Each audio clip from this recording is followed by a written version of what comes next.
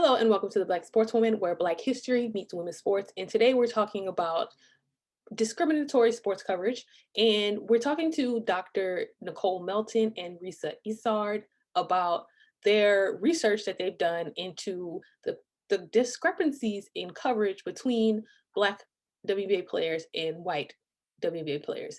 And this is a topic we've discussed on the Black Sportswoman YouTube channel in our first video. And also we've been discussing this, and many people have been talking about this online for years, but now there's numbers behind it. So today we're going to talk about the data that the two academics put together and the research that was done by a team, but also we're going to talk about the real life impacts financially, career-wise, and more that this has on Black sportswomen. Be sure to subscribe to our newsletter. The link will be in the description box so you can stay up to date on everything Black sportswomen around the globe. Can you both introduce yourself a little bit and talk about the work that you do? Sure. Nicole, do you want to go first? Oh, sure. So my name is Nicole Melton. I'm a associate professor and associate department chair at the McCormick Department of Sport Management at UMass Amherst in the Eisenberg School of Management. We've got a lot of different places where we're housed. But basically, I'm a sport management professor and I study diversity and inclusion in sport organizations.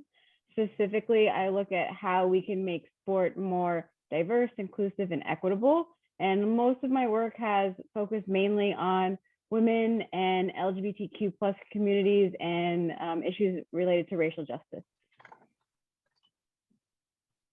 It's good stuff. So my name is Risa Isard. I use she, her pronouns, and I am a doctoral student at the University of Massachusetts in the Eisenberg School of Management in the McCormick Department of Sport Management. Before getting my PhD, I'm in this process now. I spent about 12 years working in the sports industry, in women's basketball and in minor league baseball and in sports policy and some other spaces. And so I am kind of newer to the academic research side, but it's all informed by my practitioner experience in doing this work for a long time, and then also being an athlete and a fan myself. The work I do is really focused on how do we advance equity in and through sport with an intersectional feminist lens. And so for me, it's this and, right? So I always kind of explain it as, if we understand that there's inequities in sport, which to me is just like a given, we need to fix those inequities because they deserve to be fixed. But if we only stop at fixing inequities that exist in sport and we don't think about how those inequities can be levers that help fix inequities out of sport, then we've really missed the mark. And so for me, it's like this in sport and also this through sport. What's happening outside of the stadium that really is influenced by what's happening in the stadium, and how do we use these to go together so that we create a more equitable society? Oh, that's so awesome. That's definitely like the kind of stuff I'm interested in, but I've never been able to articulate it like that.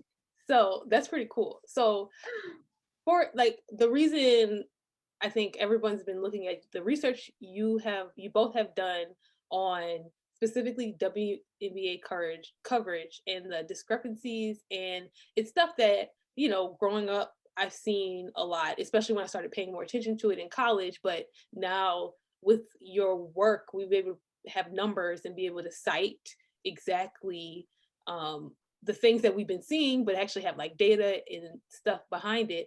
How did you decide to study that?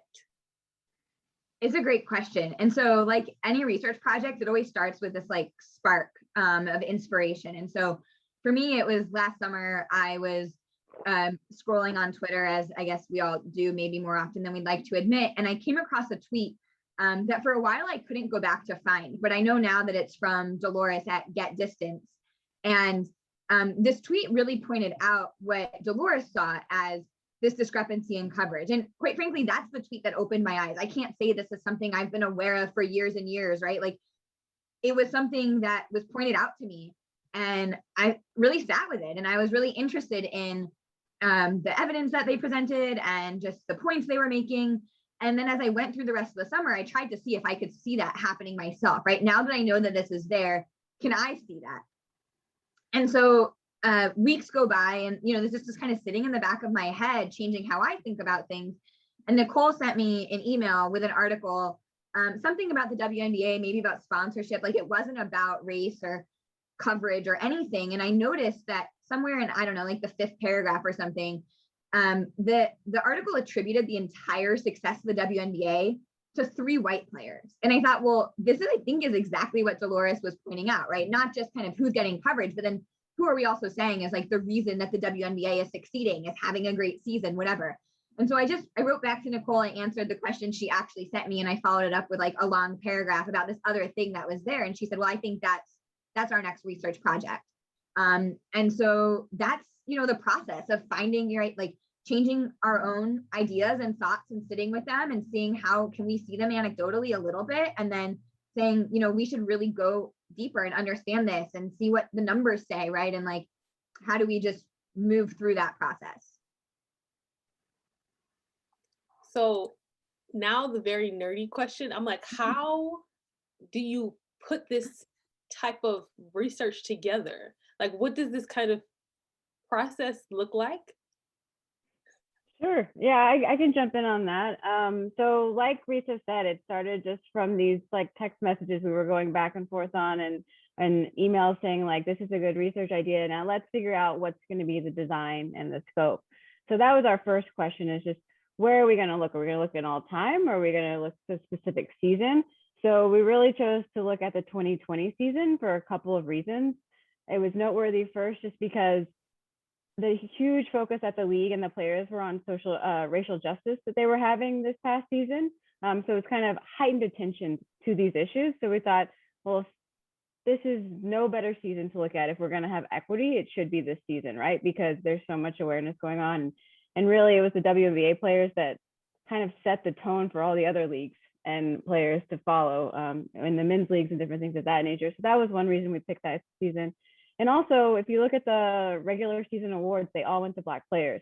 So again, if there was a season to really celebrate Black excellence, this was the season to do that, because you had your MVP, your Rookie of the Year, they were all Black players. So they should have, in our minds, received the most media attention. Then there was a question of what outlets were we going to look at. So we started, and it was basically we started by just Googling WNBA. A lot of things would come up. We'd see things from New York Times, The Athletic, but we decided to choose specifically on those larger media outlets and the ones that didn't have a paywall, so that, if you were just your average person looking it up, what were you going to see? And also, it was very intentional to pick ESPN and CBS Sports because they were the official partners with the WNBA. So we wanted to know what their coverage was as well.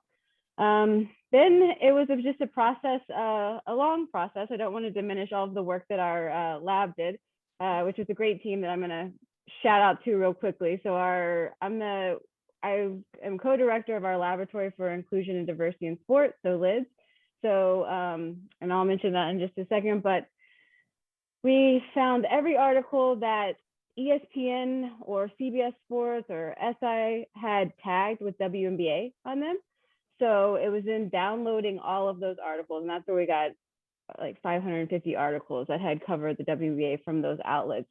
And then with the help of Hallie Martin, Alana Scardino, Misty Kubik, Audit Meta, Sophie Weller, Melissa Teoni, and then also Dr. Nefertiti Walker, who's the other co-director of our lab, and Elena McCauley, executive director of D&I within our School of Management.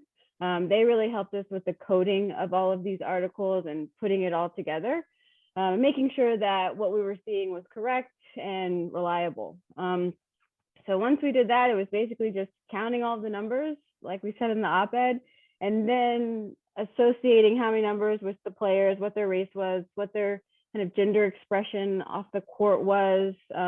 We also coded if they were publicly out or not, and then a bunch of their player statistics as well, including their points and rebounds, because we wanted to make sure that we were accounting for that this wasn't just that the people that had the most points or were performing the best were the ones that were getting the most coverage. It was really, was this an issue of race or sexual orientation or something like that?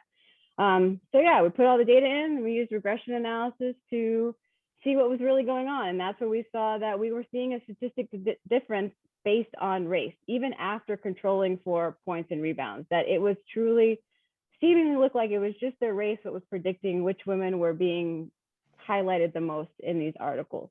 And then we wrote it up in a very lengthy academic article and then in a shorter op-ed so that it could be more consumable. Which I appreciate. Thank you. Uh, what was there anything that was like extremely surprising, extremely unsurprising? What were kind of like the shocking parts of the findings? Yeah. So, I think we went into this expecting to find that there was some racial bias, right? Like, as you know, from covering the league and watching over time, and, as I started looking for it just anecdotally, right? It's not that hard to see once you kind of maybe know that you're looking for it. But I don't think we were quite prepared to see the magnitude of disparity that we saw, right? So Sabrina Ionescu played in 3 games last season before having a season-ending injury, and she was the #1 draft pick, and she's white. And she received 2 times as much coverage as the most mentioned Black player, who was Asia Wilson, who was the league MVP. So played not only in like every game of the season, but all throughout the playoffs too, right? So the fact that Asia Wilson would receive half the coverage of Sabrina Ionescu, I mean, to us, that was astounding. And it's actually not just that one data point. Throughout looking at the entire league, Black players received actually just a bit less than half as much coverage as white players. And so I just don't think we were prepared to see like that magnitude of disparity. So that was quite shocking. Maybe we should have been, right? I don't know, but we were really shocked by that. We also, through our statistical analysis, we were able to look at intersectionality, right? So this idea that we all have multiple identities and they like change the shape and form that these things happen, right? So racism looks a little bit different with the influence of sexism, and sexism looks a bit different with the influence of racism. And our statistical analyses actually allow us to see these intersections or these interactions.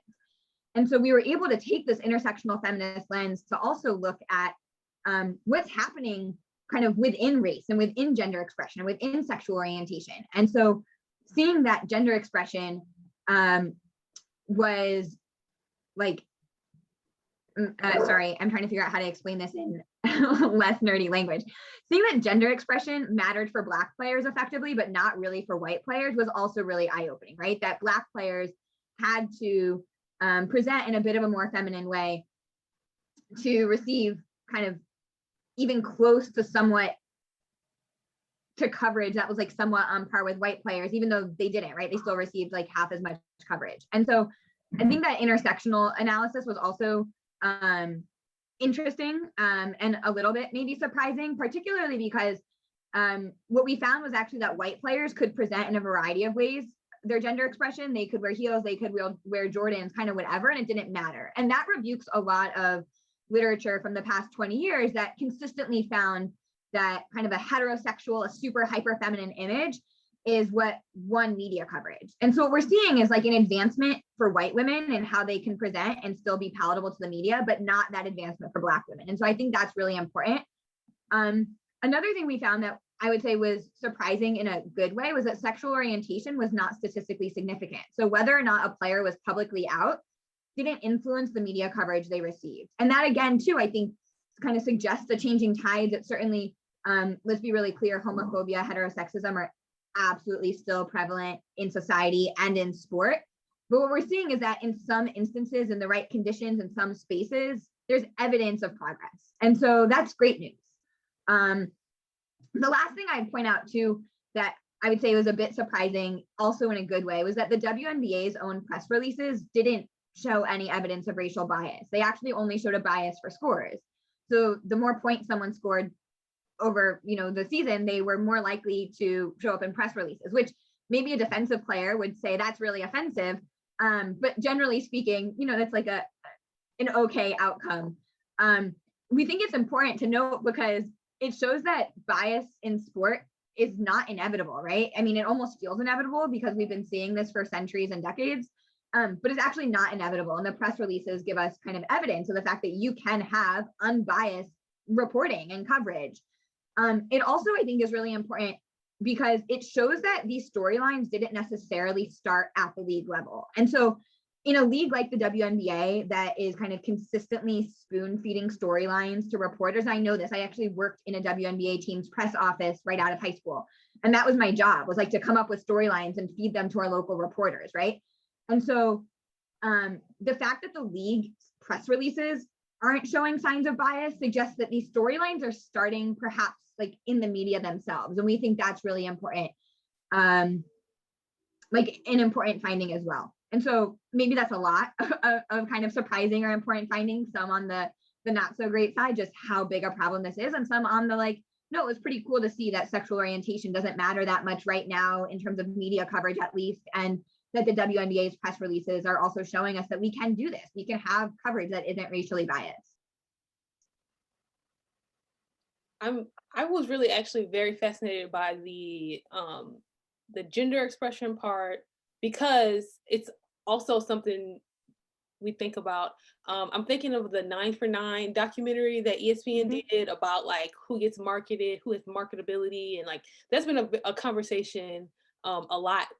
All of these have been conversations that people have been thinking about for a while, but within the last year, we're just talking about them more. So it's so, again, I'm like so excited that there's like the data behind it, so we can cite when we're talking about this, like actually, no, don't tell me I'm just making this up, or like that it's just in my head. No, now I have this data, so you can't tell me anything else.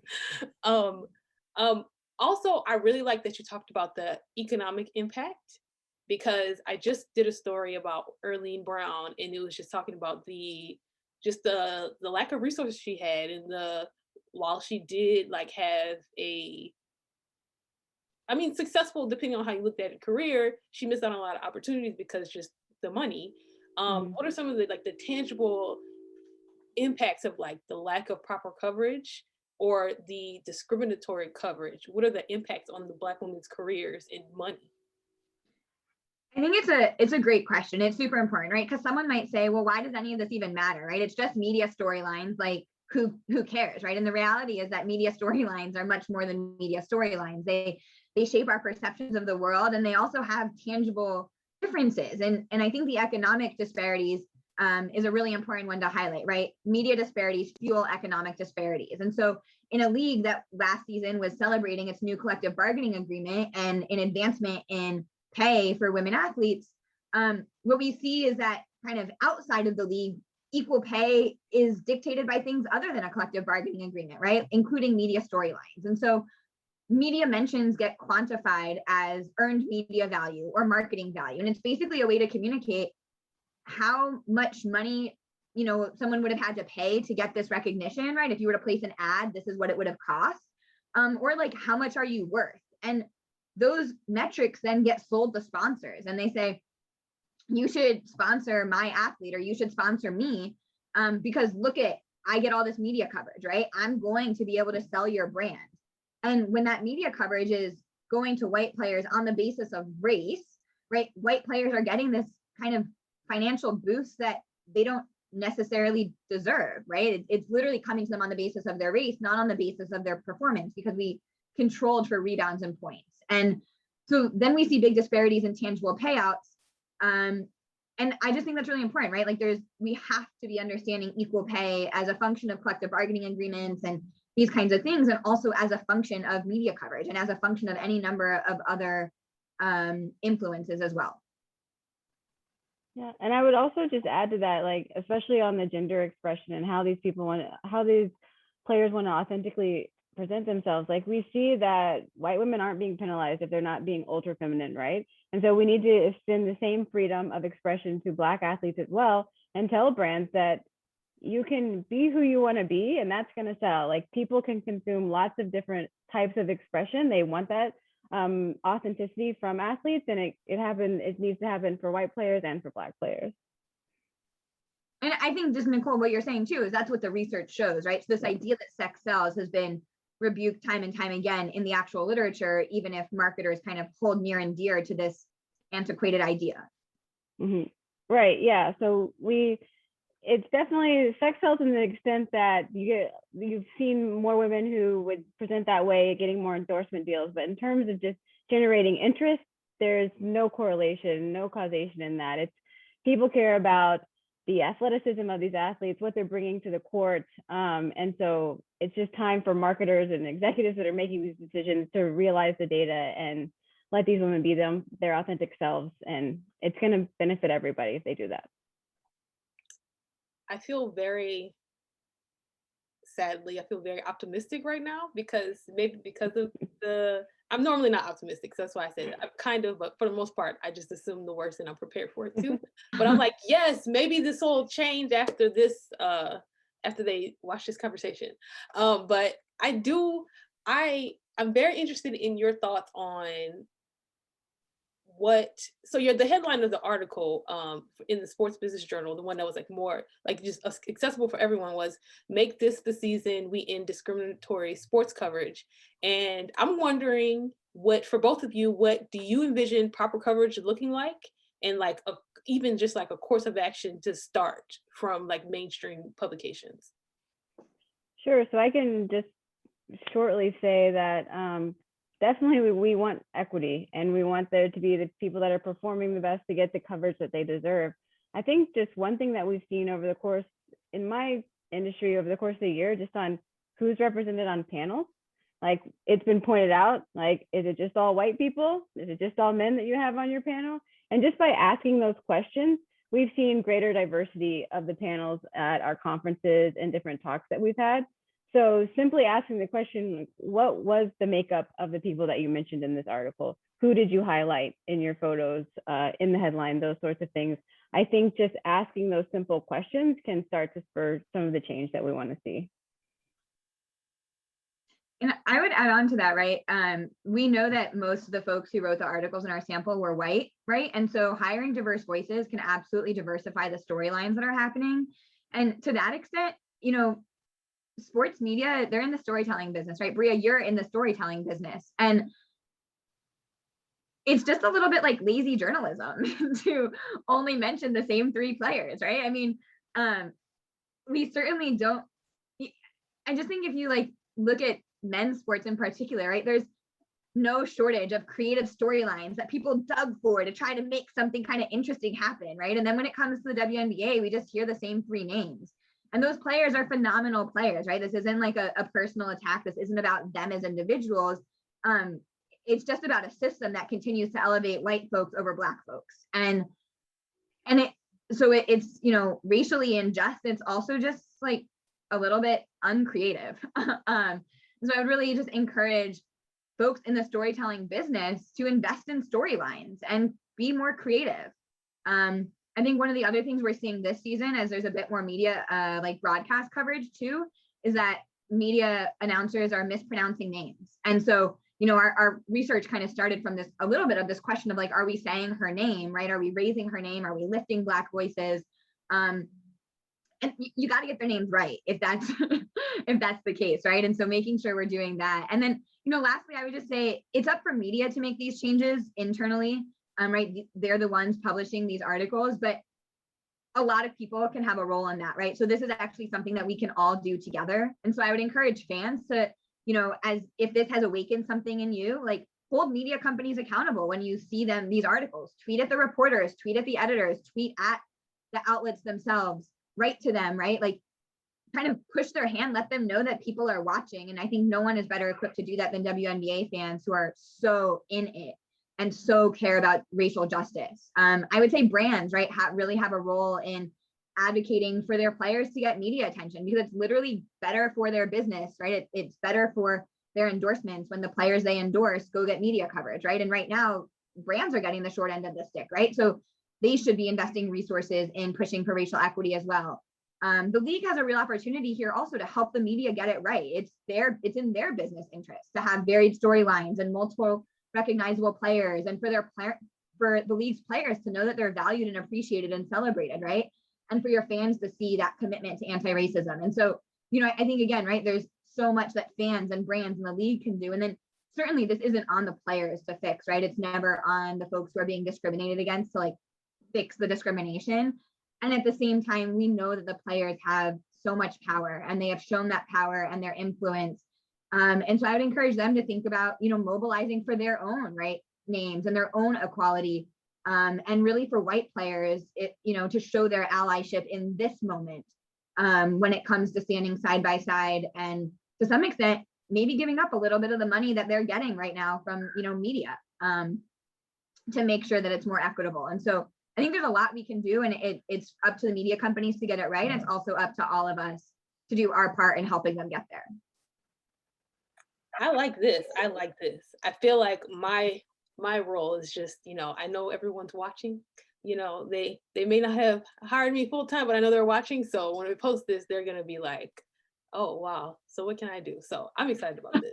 I I feel I really again I gotta say again I really appreciate you doing this work because just it's a real it's like the financial impact really is something that is just so concerning, so it's good to like make people know like this is money on the line, this will affect you down the line if less people are participating because they're not going to get covered and not get any money and et cetera, et cetera. So I did have last question. I didn't prepare you for this one, but is there anything else that you're like I don't know if you can say you're working on or like anything you're like fascinated about or whatever. I know you don't want to reveal too much, but I mean, I think so. Nicole always shares this line of wisdom that her advisor gave her, which is when you're in academia, ABC, always be collecting. And so certainly, right, what we have from this research is a huge amount of data. And so I think it's up to us now to go back to that data and say, what are the other pieces in here that we haven't explored as deeply yet? Because there's only so much you can do at one time. There's only so much you can fit in one academic article. And so I know that we're looking forward to kind of going back to that. We have some questions in mind and seeing, if our data can help us answer some more of these questions related to media coverage disparities. And we look forward to sharing that, as soon as we have findings that we can share. Yeah, same. And piggyback on Frisa, just going deeper dive, like what was the makeup of the journalist? Did that have an influence? What types of stories were being talked about around these players as well? So are some people being typecast in one way versus another way? So luckily with that team at Lids, we've got a lot of data to dig into and more things to come. Oh, that's so awesome. Is there anything that I didn't ask you that you wanted to talk about regarding like your research or this topic? One thing that I think was surprising to me about this research project, is just the outpouring of support we've already received from people thanking us for having data behind it. So I think that that's just been really great. And I think continues to motivate us to continue to get these data points so that we can share it in this way. And also I just encourage everybody in my academic sphere to keep collecting this type of data because it is going to make an impact so that we can share. Awesome. Okay, well, where can people find you online? Where do you want people to find you online to follow more of your work? I'm mostly on Twitter at Risa Loves Sports. So you can definitely keep up with me there. My DMs are open too, so I'm always happy to chat. And there's always like LinkedIn and other things like that. But Twitter is the best place, I think, to be following my research or commentary on these issues, and hopefully also to follow the folks I follow as I uplift and elevate and retweet other findings related to this and related to equity and inequity in sport. Yeah, and for me, I'm at doc_Melton on Twitter, and that's where you can find me, or just in Melton at umass.edu if you'd like any questions answered about the research, or if any listeners have anything that they'd like us to investigate as well. Like I said, we've got a great team at Lids that we can dive into these issues.